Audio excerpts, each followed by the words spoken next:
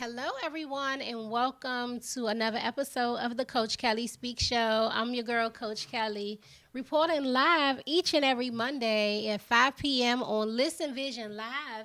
If you want to see it the a better frame, I am encouraging you to go on straight on to www.listenvisionlive.com.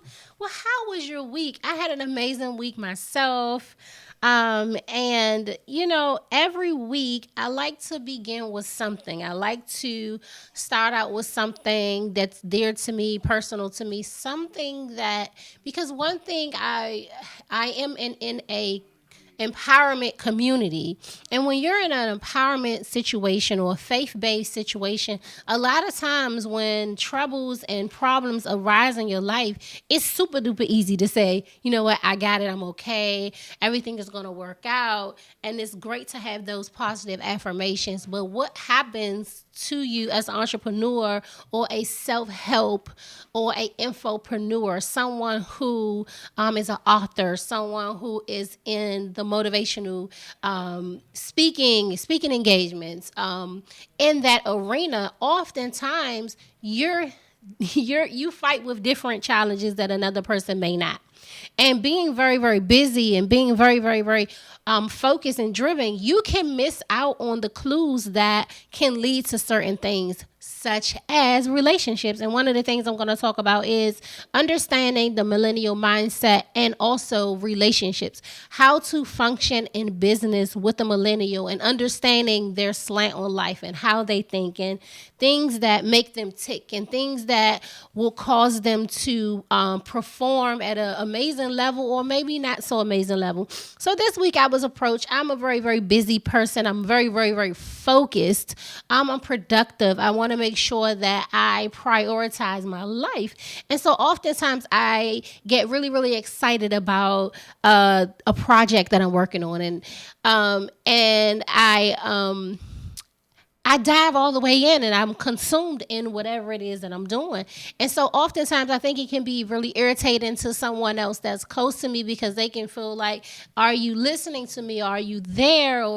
And sometimes finding that connection sometimes can be really, really difficult when you are a visionary. And that's one of the things that I talk about in my book is making sure that you define your relationships and making sure that you stay connected. And sometimes it's really challenging and you have to try to plan and sometimes plans just they may fall through. But one of the things I wanted to talk about was that we live in a society today that everything is instant. We live in a microwave society, and it seems like at this point, millennials are often misunderstood.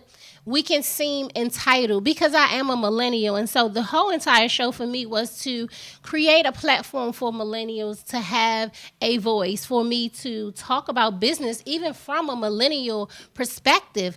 And one thing a lot of people say is that we are addicted to social status and that a lot of times we suffer from not being able to make those critical connections and relationships. It's challenging to be friends with someone who has a mentality of purpose because we're thinking about purpose. We eat, sleep, and we want to make impact. We'll stay up all night long. Sometimes we'll forget to eat because we're so focused on getting our accomplishments done. And I was talking to a friend, and I was saying how I have to really, really, really make the time for myself in order for me personally to invest in self-care and understanding what the value of that is. Because although we live in a society where you can filter different things, you cannot filter your relationships. You cannot filter inner peace and happiness. And so one thing that I wanted to talk about is that making sure that with the Instagram and the Facebook that we are intentional about how we post things and once you become friends with people on Facebook, I think sometimes what happens is people watch your life and they see you moving, they see you doing things, and they believe that life can be perfect. It may seem like your success is instantaneous. It may seem like, what you are doing to market your business may sometimes look like a dream, or it may look unrealistic in someone's eyesight. One of the things that I see quite often is that I hear people say things like, she doesn't live the life that she tweet about. Well, one thing that I will say is that what you have to do in business is you have to faith it till you make it. And it's the same concept of when Puffy first came out and he was rapping and singing about having Bentleys and Rolls Royce, and at that moment they were renting cars. They didn't have those things within. They didn't have those things, so they faithed it till they make it. And I think sometimes in society we call ourselves those things before they manifest. So you hear people saying, I'm a boss. You hear people saying, that I'm grinding, or they hashtag different things. And I think it could be irritating to a person who may be a baby boomer, someone who has been in business for a long time, and they'll meet a fresh 1 year millennial who just started making money, and they believe that they know it all. They believe that they're superior, or what some people would say, that it's literally like you have had this instant success. And it could be irritating to a person who had to grind 20 years in an industry where now you can filter your way to success. I'll never forget having a makeup artist do my face, and I didn't realize that most of her work was filtered. It wasn't pure raw image. It was her tweaking and contouring with her phone. She was able to use an app in order to create this amazing brand, or this huge brand. And I think that is really, really genius, that you can take your smartphone and take your phone and create this esoteric, amazing life, but it may not be reality. But in that person's mind, that's their reality. In their reality, they feel that they're already there. They believe they've already accomplished their goals. They believe they're already, fighting. They believe that they're already there. And I believe, my pastor, he was one of those people who believed in the mindset of faith it till you make it. I remember 20 years ago when I first went to my church, and we had one location, and I'll never forget, the seats were not all the way full. And I remember my pastor saying, turn to the person behind you. Well, there were empty seats behind me, and he told me to turn to them and, speaking to the camera, because he was on national TV, but he really wasn't on national TV. So there is a instant reality that most people on Instagram are living. They are living out this, what they would consider or someone else would consider as a fantasy lifestyle. Like, oh, this person thinks they're better, or this person thinks they're more than they are. Well, there's a balance in that. Before you go and attack a millennial who is creating a lifestyle via their cell phone, sometimes you have to think and say, okay, what is in the mindset of this person? What would make this person spend so much time and energy on posting a picture, making sure that they filter it perfectly, and making sure that, I even walked by a group of millennials. I'm a millennial myself, but I'm just an older millennial. But me walking in and seeing millennials taking these pictures, and they wanted to make sure that the lighting was right. They wanted to make sure that they were, downloaded the right and the perfect app, because in today's society, that it is a very competitive market. I understand it. At first, I didn't understand it. I used to attack it myself, but now I understand what branding is. I understand what marketing is. And there's a lot of things that we see that could irritate us about millennials, but there's some things that we should be taking notes. And today, that's what I'm going to talk about. I'm going to talk about this microwave society and having an understanding that this is the way it is.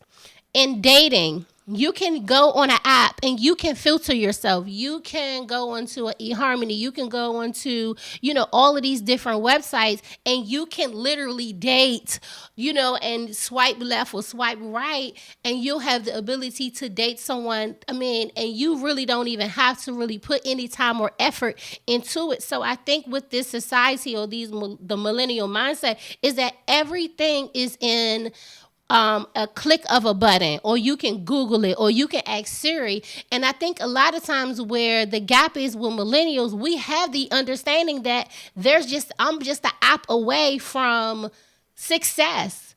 I'm just I believe in instant success. Like, it is a real thing. And for a millennial mindset, for us, we're thinking that is just the way it is. Now, to a veteran who doesn't understand social media, a lot of times I hear them attacking it. So today I want to give you some advice. So the first thing I wanted to talk to you is about marketing. Well, marketing is basically summed up in, it's almost like taking a cowbell and you hitting the bell saying, come and buy from me. The difference from that and someone holding up a sign, or holding up a business card, or someone holding up and passing out 100 of their business cards. Well, the great part about today, in today's society, and on Instagram, you have this amazing ability that you can reach such a large group of people by simply using a hashtag. Now, if you don't know what a hashtag is, basically a hashtag it looks like a tic-tac-toe, right? It's two lines vertically and 2 lines horizontally. That's what you would do. So you would put that in front of any of your words, and that would help you to connect with the world, right? So if I was to say within my business, and I want to market my business, and I'm in the food industry, I would use the hashtag, and I would hashtag foodie, vegetables, whatever the thing that I believe that's significant or that's authentic to my brand. I would use that as a way to simplify my audience. And I'm just talking about the millennial mindset in the workplace. Yes, we are addicted to social media. Yes, most of our phone memory is just pictures of ourselves. Yes, it is a society that can really, really magnify narcissism, or people who can be self-absorbed. It is the society that we live in. There are people who use their selfies as a part of branding. It is a thing. And so before we go out and attack what someone else is doing, sometimes you may want to take notes. And I posted that yesterday because one thing about me that I think a lot of people are not aware of, I'm very, very young, but because I am a researcher and I read books, I'm an avid reader. I was just reading a book today, and it was called Salesforce Marketing. Now, I believe that, the average millionaire, we're reading 40 books a year. The average 9-to-5 worker, they're only reading a book. Maybe, and that only book is Facebook. Like, only thing you're reading is other people's statuses, and you're looking at other people's lives. But if you just take a moment and you begin to read books that are specialized in your industry, it will take you further than attacking somebody. It will take you further than just, just finding inspiration on the internet. So for me, understanding Instagram, understanding your specific market. For me, I know my specific market because I studied my Google Analytics. Well, Google Analytics is a software that you can use where you're able to see digitally, or it's kind of like you can geo track your who's engaging on your page, who's visiting your websites. This is for a baby boomer who has no idea, who is afraid of the internet. I get clients every day that's pursuing me for coaching, and they want to know my recipe. They want to know, how are you able to post something on social media and within 10 minutes it sells out. It's because I have an understanding. I know my numbers. I know my market. I know my targeted market. And this is the mindset of a millennial. I did a talk at Stray University a few months ago, and one of the things that I was teaching them is to have the mindset and trying to understand how we can bridge the gap between us, the millennials, and the baby boomers. Because the baby boomers are known as the workforce. They were the generation after the Great Depression. Many millionaires were formed after the baby boomers were born. And so the baby boomers, they believe in hard work. They believe in industry. They believe in working together as a team, unity. They were a part of the civil rights movement, so they worked together. They knew group economics. But now with social media, you can create your own empire just from your cell phone, just from your smartphone. You can have a team of me. You know what I mean? And so I think it's very challenging when you're looking at a more introverted concept of branding where I don't need a team, but because if I have social media or if I have this already developed buzz, I can post a product and make sure that it sells. I can be a social influencer and make millions of dollars. I can start a YouTube video and have companies come to me time and time again and pay me to market their company versus the old way of marketing, which was relationship marketing. Oh, well, who you rocking with? Who's in your clique? Well, who has created a collaborative effort within your company? And a lot of companies begin to merge and become these power structures that you saw in the late century. Well, 1999, 1998, you saw companies begin to merge together so that they can use their social influence. Well, now that we have social media, I can literally get with another social influencer and I can at them on my page and all of my followers will go to them. So there's different levels of marketing, and that's one of the things that I can teach you if you're interested in understanding social media. I have a class. It's $199. You can inbox me for details. And then another part about the microwave society, or the instant, what I call reality, is that understanding patience. There is a time delay, and that's one of the things that I can look at a baby boomer and say they had an understanding of the seed time and harvest concept, where they understood. I'm just going to my notes where they looked at their business as an oak tree, right?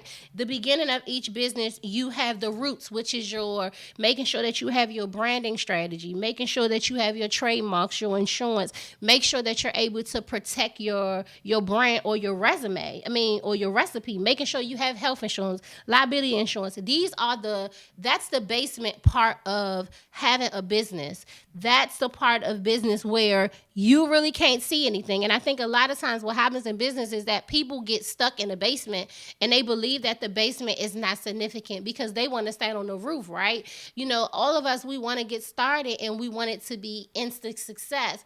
Well, last year, my whole focus was a year of legacy, understanding that although we can learn from the millennial group, the Insta famous, or if you will, the entitled generation of smartphones, and having an understanding of how they function in business and how it relates to success. But I want to just take and go back a step, where understanding each generation of business and trying to learn from them and being able to apply it to your business strategy. So for me, one of the things that I do appreciate about being in business for the last 18 years of my life, never worked for anyone. One of the things that I understand, and it really, really sticks with me, is that understanding and respecting time.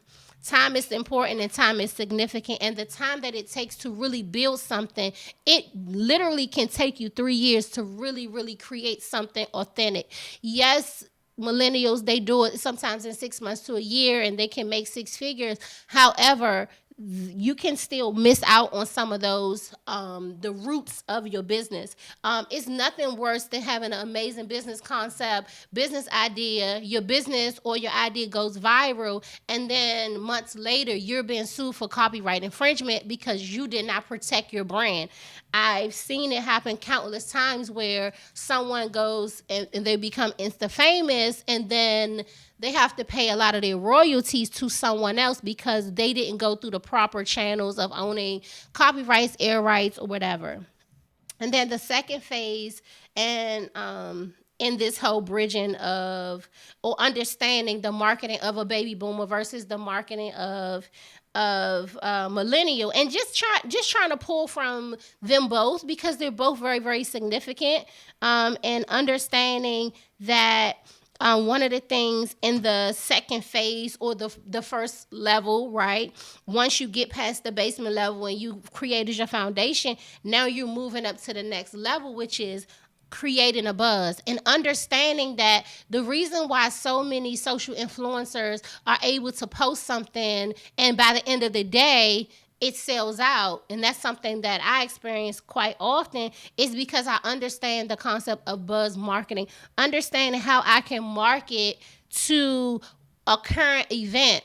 Prime example, I was looking at I think it was like Chevrolet, some car dealership in Maryland, and they had this ad for the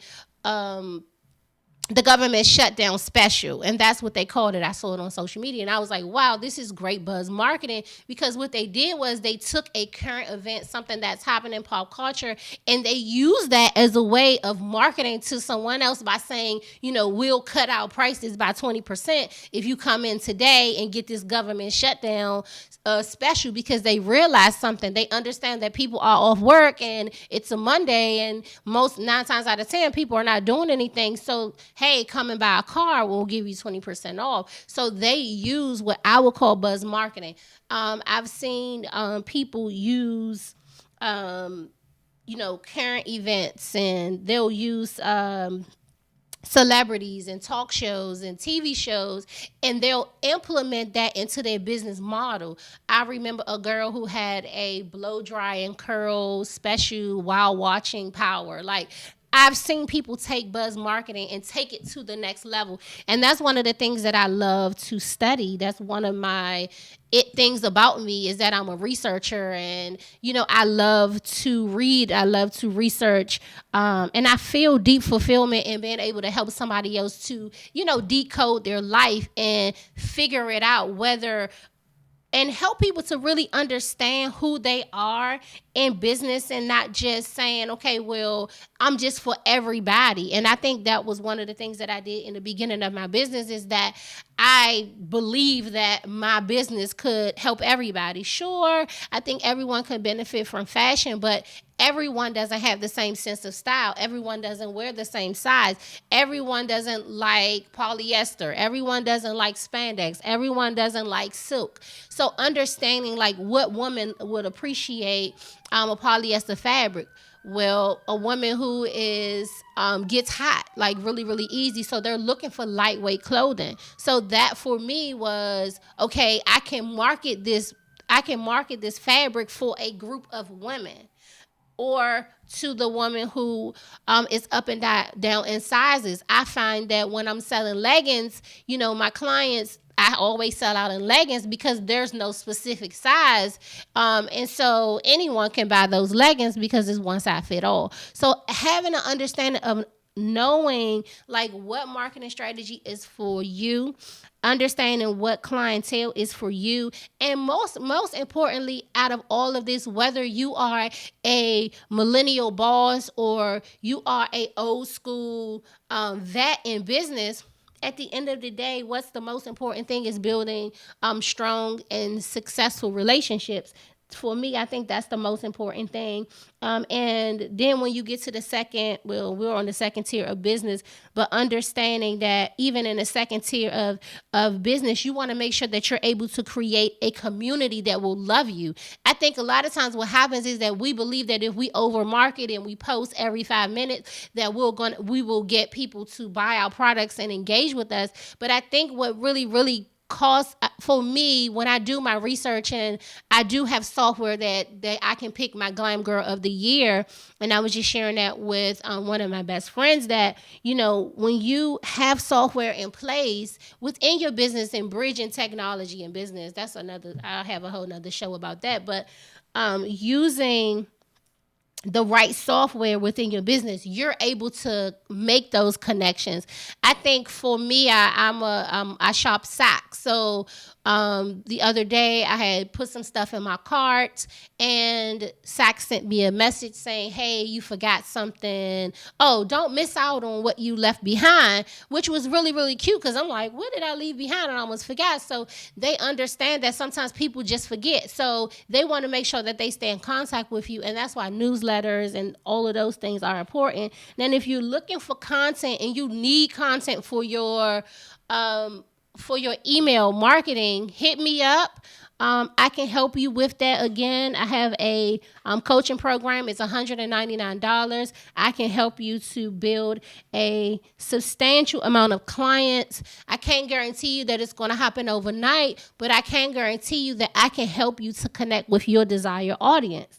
And so once you get to the final stage, which is once you've established, you have your everything together, your brand, you understand who your ideal clientele is, now you have to think about the main part of it is having the fulfillment that you are actually making impact. Because I think that if you're doing something just for money's sake, I think sometimes it's kind of empty and void at the end. So you want to make sure that whatever you're doing in the end is something that you cannot filter, you cannot fake, is having true fulfillment and having that sense of being and understanding that I'm doing something that is going to make a difference in someone's life. And so to have a client that sits in my chair on any given Friday, and when they leave, they feel amazing and refreshed, and they come back and say, Coach Kellie, I started a business based on our last conversation. To me, that's making impact. Yes, there's an exchange in the money that I get from my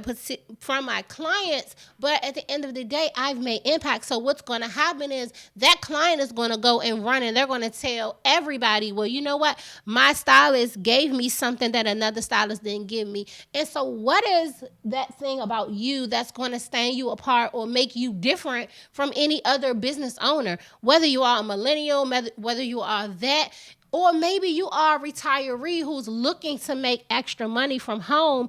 At the end of the day, you want to think about what sense of value are you going to bring to your client? Because if you don't have a sense of value, you're going to fit in a category of the price game. The price game is one of those things that I did in the beginning of my career was, I wanted to find out, well, let me see what my competitors are charging and I'll just charge less. And that was all I had. Okay, well, you could come and get a cool hairstyle for $25. Now, after a while, you have a whole room full of people, but as you get mature in your business, you're like, okay, I can't do every hairstyle for $25. Then I started saying, well, it's going to be $40, but why should I pay you $40 when you was charging me $25 in the beginning? If they don't see the sense of value, they're never going to go, and they're not going to support you past your sale. And so that's why you see, even in millennials, that's one of the things they said, in the community of millennials, there's no brand loyalty. And so you have to put that now into your clientele to say, okay, what is your brand loyalty? Now you see where Verizon and Comcast make you sign a 2-year contract because they realize there's no brand loyalty. So they make you pay, or they enslave you with a contract, and now you have to be brand loyal to them. So you want to make sure that you don't have to make somebody and do a contract to be your client. You want to create something that's authentic, something amazing that you can infiltrate into your business model that will put you apart, and people will come to you. They will pay for other people. I had a lady, she just wanted everybody to come to me, and I remember she had booked a party bus for her birthday, and she brought her whole party bus to my boutique in Upper Marlboro. I'll never forget. And she was literally paying for anyone who didn't have enough money to pay for their items because she saw such a sense of value in the boutique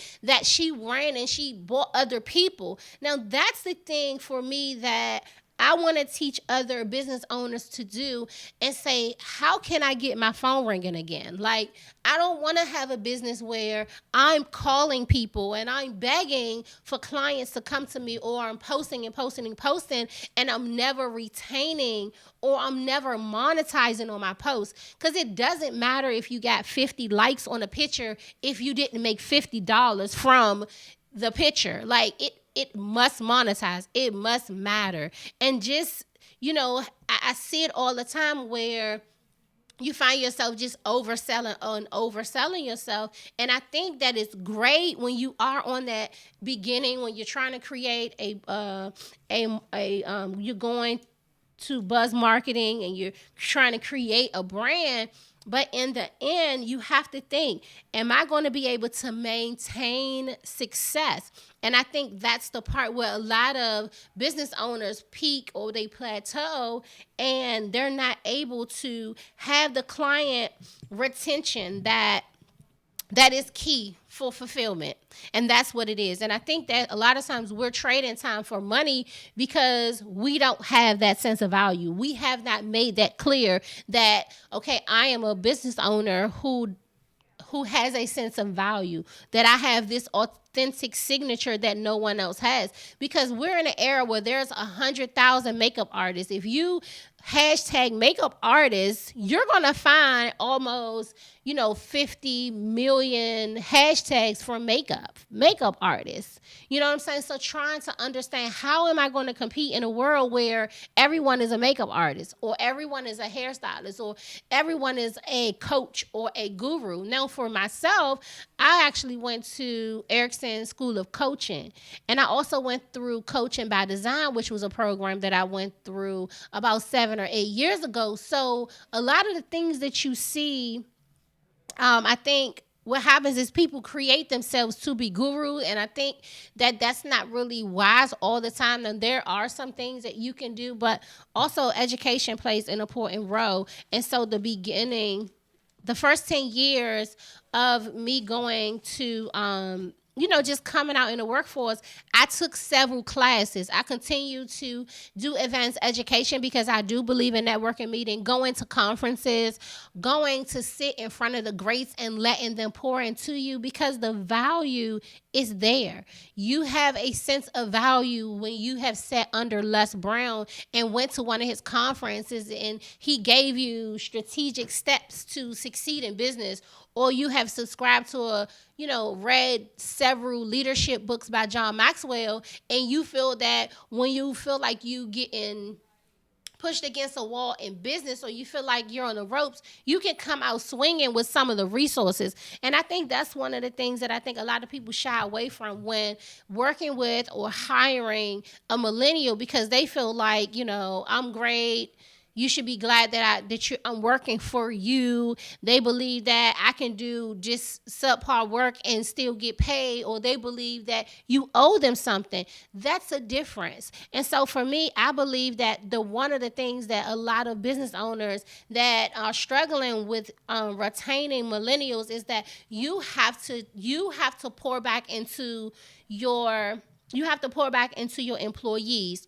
One of my I hired an amazing HR director, Leela, who started her own HR company. And so I reached out to her a couple of weeks ago, and I asked her if she would help me to staff my businesses, because I kept running into people who had that mentality that, someone owed them something, or they felt entitled to, I'm just going to be here and I'm going to just do subpar work and get paid.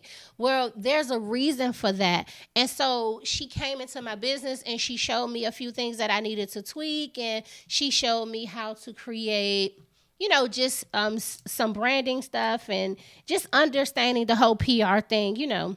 Of course, for me, for the most part, I did not go to business school, right? I don't have an MBA, but I do have years and years of experience in being in business for myself. And I have taken countless business courses. But one of the things that I did not have under my belt was the whole HR part and having an understanding of, how can I recruit talent?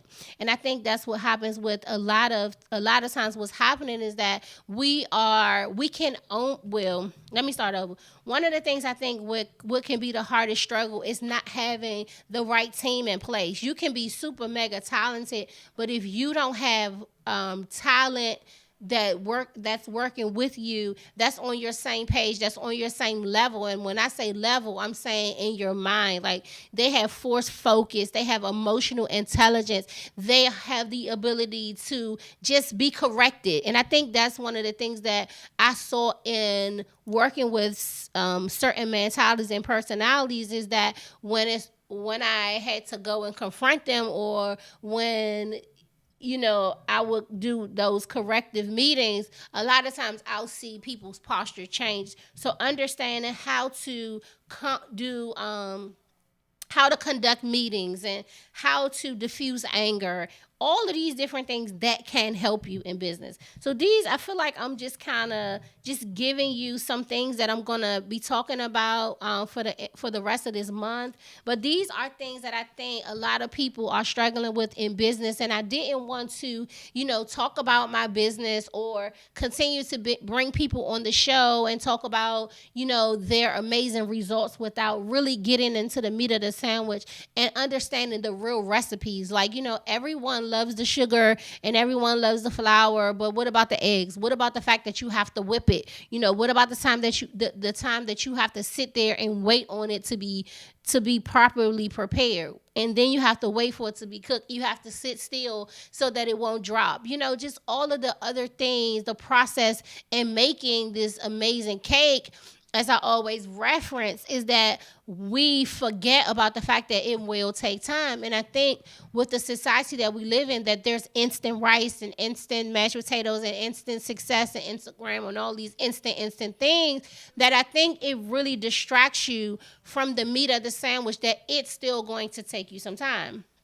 And so one of the things I'm going to do is I'm going to take a quick commercial break. And when I come back, I'm going to talk about how to go from being busy to being productive.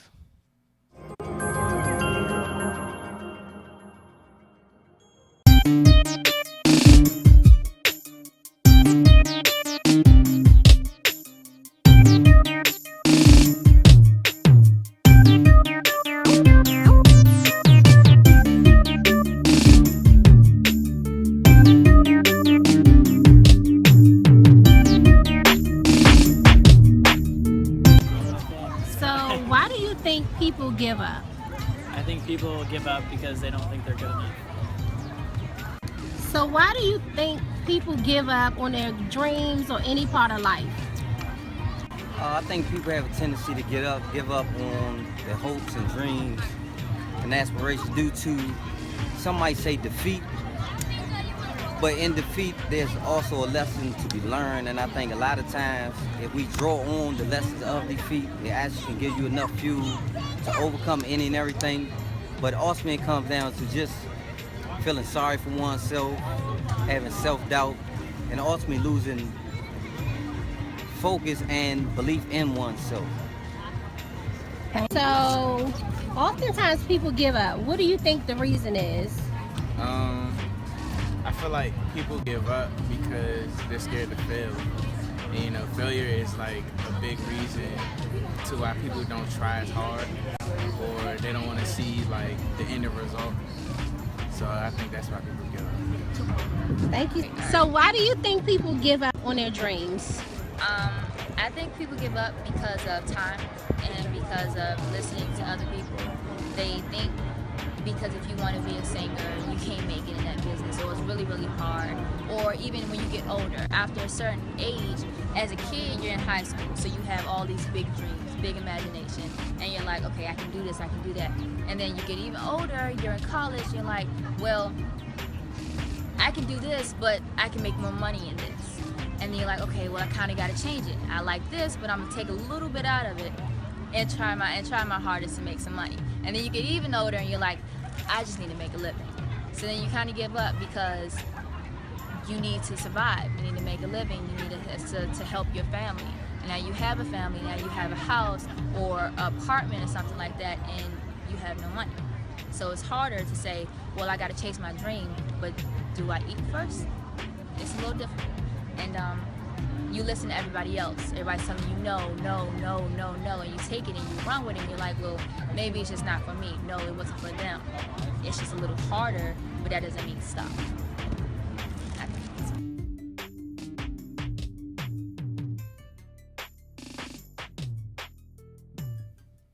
Welcome back to the Coach Kellie Speak Show. It's your girl, Coach Kellie, and I'm always live each and every Monday on Listen Vision Live.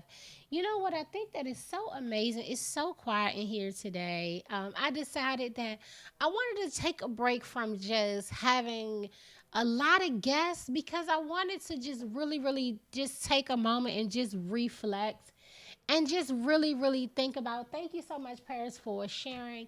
I wanted to take that opportunity to just pour into my audience and really get into the nitty gritty of what I do as a coach, and not just so much of just kind of testimonials, but more so getting into the meat of the sandwich.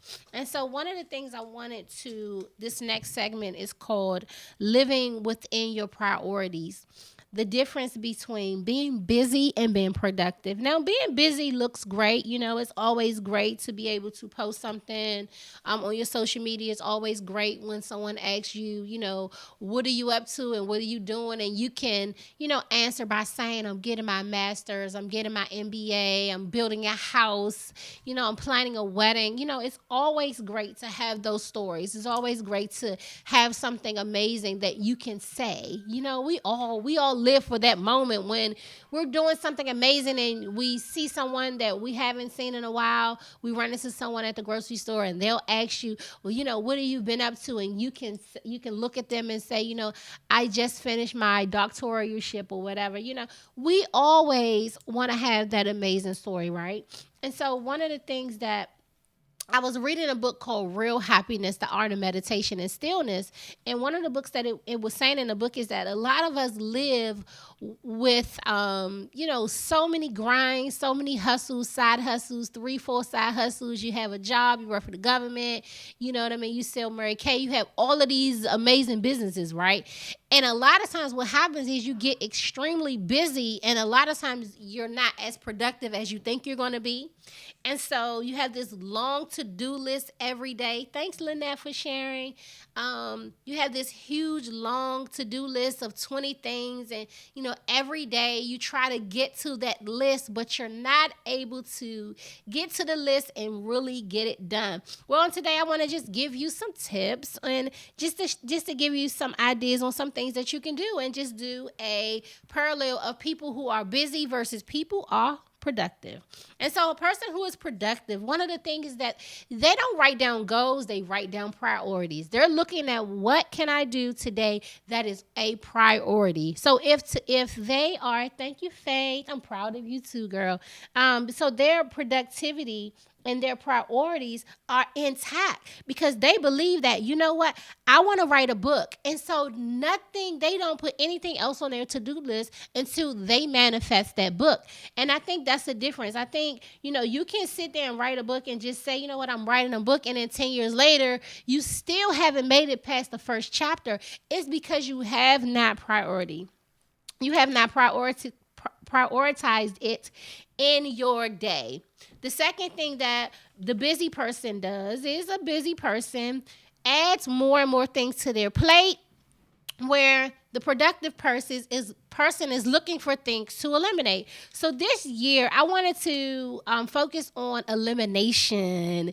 And it's been really challenging to do this whole part of elimination. Like, I'm a person I really like to have, like, you know, if I go and I'm buying something for the boutique, you know, I'm like, give me all colors. You know, I'll buy all colors. If I really like a dress, you know, if I think the dress is going to do well in sales, I'll just buy all of the dresses. Well, sometimes what happens is I'll buy green and pink and fuchsia, and I'll get all the colors, and then the color of the season is green and I'm stuck with the pink ones, you know. And so making sure that I prioritize and do my research and say, okay, although I like all of these dresses and it will be great to get all colors.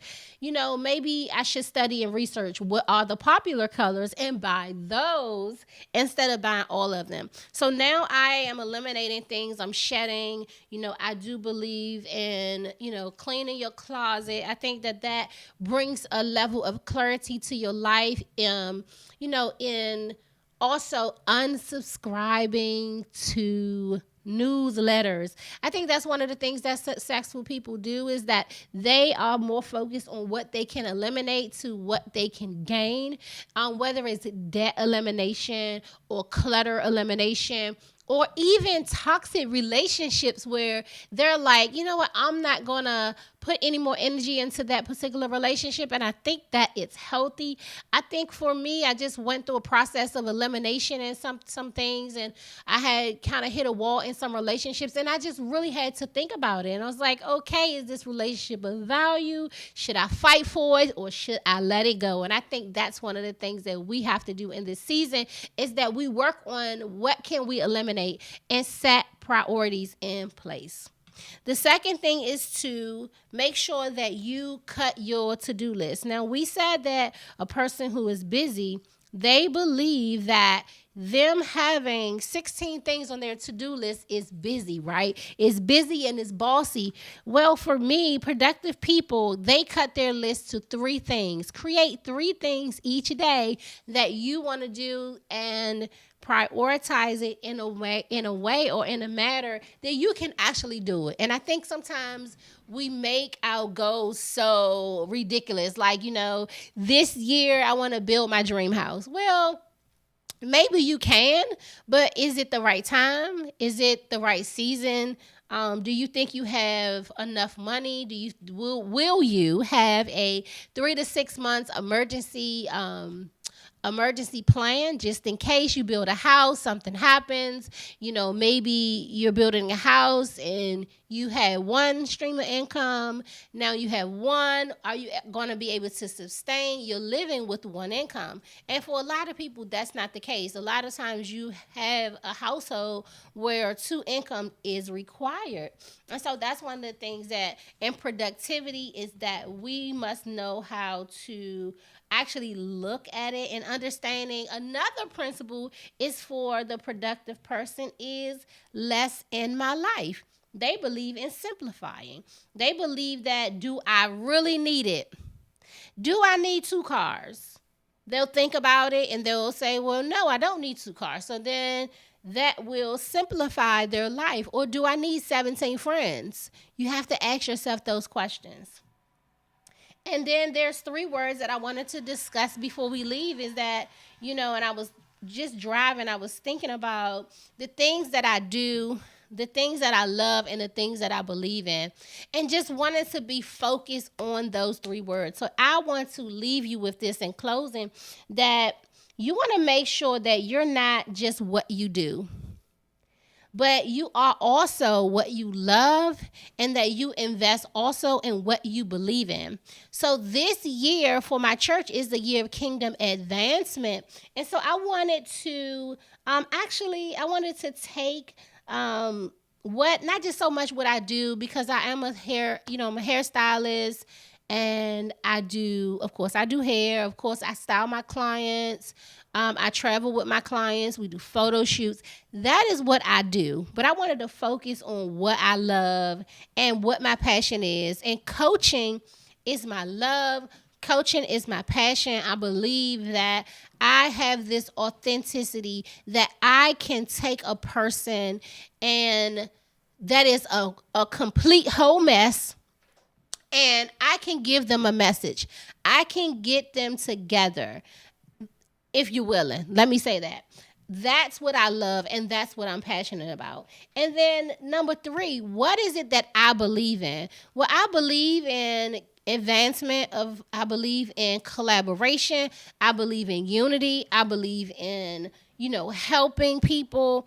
And so this year I set myself that I wanted to be more of a giver, that I wanted to invest into charities, and I wanted to give back, and I wanted to, take the Warren Buffett approach, take the Bill Gates approach, that I I can live off of, say 30% of my income and really give 20% of my income. And, I do my 10% where I sow into my church and organizations that are on the battlefield, helping the poor, giving back to the needy. That is my belief, and that's what I believe in, and I believe so strongly in it. And I think this year, if you set yourself to become a philanthropist or you go and do missions work, I did missions work. I've done missions work in low poverty countries. I guess they call it third world countries where they may not be running water and remote villages. I've done that, and no access to my cell phone, and I've done that. Been on those. They call them, I guess, chicken buses or whatever, where, there's no roof and, there's no seatbelt and you're just riding down the street and on a village. And I think for me, being able to do some humanitarian work, I think it really accelerated my career. I believe that what you make happen for someone else, God makes it happen for you. And I just believe that, I believe that for me, even with my businesses, I don't think people really even understand like how many things I have given away in my business. How many people have I helped? How many women have I, advanced and coached and spent countless hours, coaching them to help them to go to the next level. Many of them are now very, very successful entrepreneurs. But as I stated earlier, if you do things only for money's sake, I think you limit yourself, because when the money isn't coming in or you have those moments such as today, it was a government shutdown and hey, somebody may have canceled the appointment. I don't know. But, like you have those moments, that you're made impact into somebody else's life and you have helped to change the trajectory of someone's life. And so make sure that you do what you do in your career, that you focus on love and passion, making sure that you have connections and authentic relationships, and that you also focus on what you believe in, and that you have a mission to help someone that's in need that may be less fortunate than yourself. And that is it on today. I love you guys. Thank you so much for viewing, sharing my video. Most importantly, thank you for going on to Listen Vision Live and watching it via streaming. And I will see you next week on the Coach Kellie Speak Show. Bye.